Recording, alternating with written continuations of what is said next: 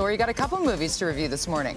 I do indeed, Jody. Thanks very much. We start with Matthew McConaughey in the space epic Interstellar from director Christopher Nolan, and this is very ambitious. Basically, Matthew McConaughey has to travel to a black hole and save the planet. Get a look.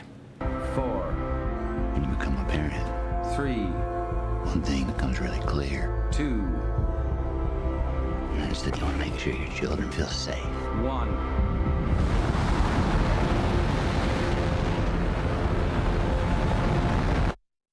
I'm coming back.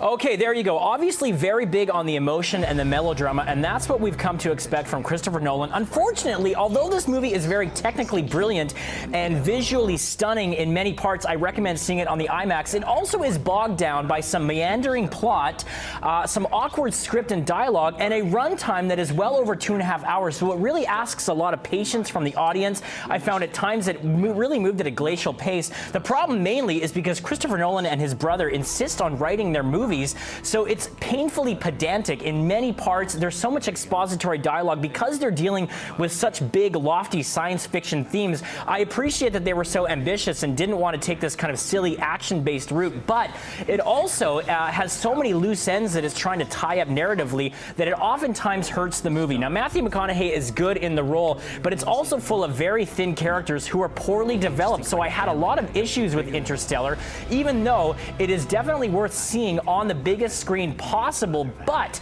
the script, the storyline, it just didn't really come together. It's very strong at the beginning. It really drags and sags in the middle.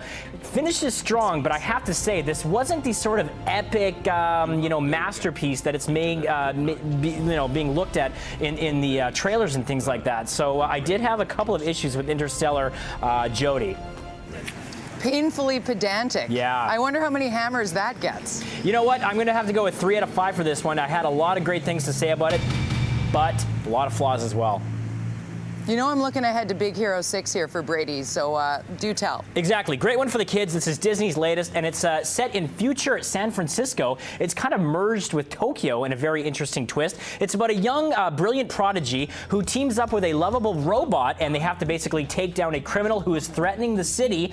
This one, I felt a lot of the same stuff I did as Interstellar. It's got visually inventive sort of sequences. It's very funny and very charming, but it's also very familiar and derivative. I was reminded of WALL-E, of Up, and even of the Avengers. So a lot of similar themes being looked at in this movie. And he teams up with the gang of sidekicks who have their one-liners and their comic relief.